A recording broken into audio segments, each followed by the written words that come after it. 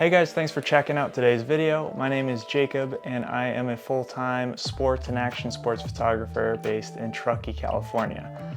Today's video, I'm going to take you along on sort of a virtual job shadow. I was hired by the AMA Arena Cross series to come out to the Reno Arena Cross, about 45 minutes from home, to shoot some marketing images for them.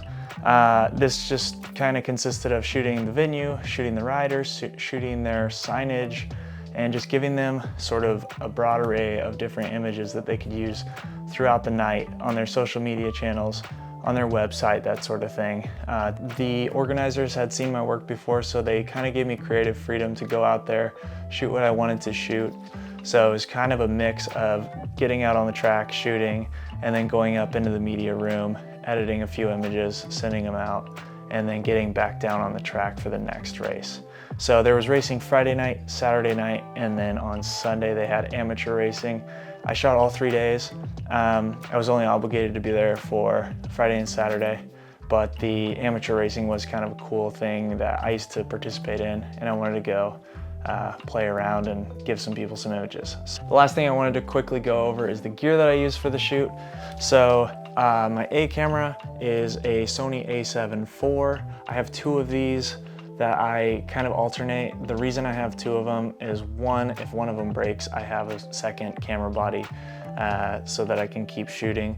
The other reason is because I like to keep my 70-200 on one camera body and then my 24-70 on the other camera body, so that I can quickly go from shooting a long compressed shot and then I can switch over to that nice wider angle just by putting one camera at my side, grabbing the other one. It's really nice and quick to switch out, and I don't have to expose my sensor to dirt and the elements and stuff. So in my opinion, having two camera bodies is kind of key for this type of shoot. One last little piece of gear, I use the Insta360 X3 as my BTS camera, and all I did was I had this camera mounted on top on the hot shoe with this little mount I found on Amazon.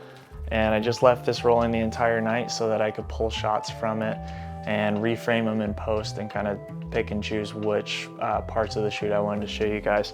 So these are really awesome if you want to get into doing this type of POV photography video. So anyways, I've talked too much. Let's get into the video and hopefully you guys enjoy it. Okay, so this first setup, I've got Vince here.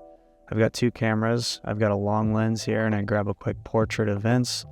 And then as he takes off, I've got a second camera with a 24-70 with a strobe and a slow shutter for that blurry effect. Now we've got to start. I try to grab some quick shots of the board girl before they take off. And then as they take off, I'm kind of on burst mode, just grabbing frames.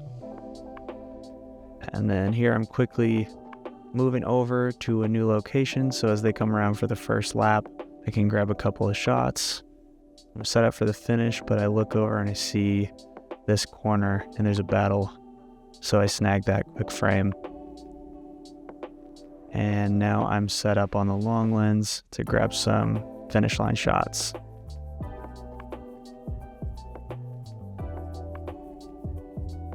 Okay, now I'm going over to this corner that I was actually asked by the organization to make sure I get with the hay bales.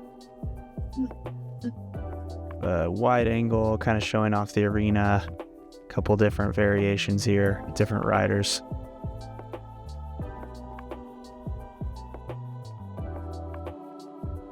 This was a really cool jump, and it took me a little while to figure out where to station myself for this corner and this jump. But I kind of messed around with this for a little while, and you'll see I move a little bit over and here in a second, and I start getting that lower angle of the jump.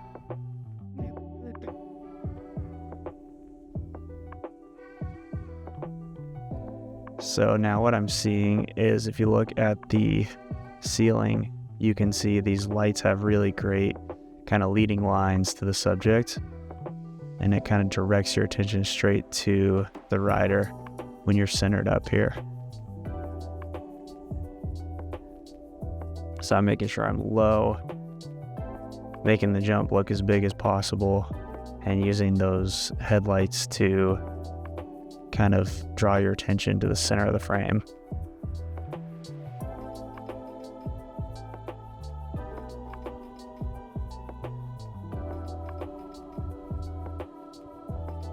And again, I'm on a 24-70 here. Most of these shots are fully wide at 24 millimeters. Okay, we've got another start here. Grab some drama shots, some close-ups, quick portraits of the riders before they take off. The simple stuff here, I shoot through the column so you get the blurry effect on the edges. Another board shot or board girl shot. And quickly running back to grab another spot before they get there. Now this was a cool spot because I could shoot multiple spots on the course without having to move. So I could get this corner I'm pointed at here, this jump, and then I could even shoot across to the other side of the stadium for a couple of other shots, but I don't think I dropped those in here. And that's one of the beauties of the long 70 to 200 is you can kind of reach different spots on the track without moving. More corner shots. These guys were really ripping through this corner.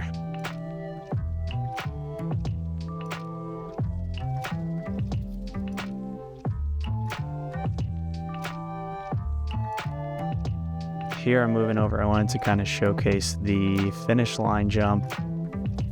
This was a relatively large double for arena cross, this type of racing I'm shooting. So I wanted to kind of shoot really wide, shoot low, and try to show the size of this thing. Make it kind of look more grand than it actually was. So there we go. Nice whip by Jared Hicks. Okay, now we've got a finish line interview. Just like to try to grab a couple shots here to kind of tell the story a little bit more of the weekend. Put the board girls there. And then finally we've got the champagne ceremony. And these are always fun, but I did get absolutely soaked in champagne here. I really hope you enjoyed that video and you got tons of useful tips out of it. As I said in the beginning, if you have any questions about a particular image, about editing, settings, composition, gear that I used, anything like that, please just drop a comment below. I'm happy to try to answer all of your questions. And if you like this kind of behind the scenes photography job shadow type video, let me know. These are fun to make, and if you guys want to see more of this, I'm happy to make more of them in the future.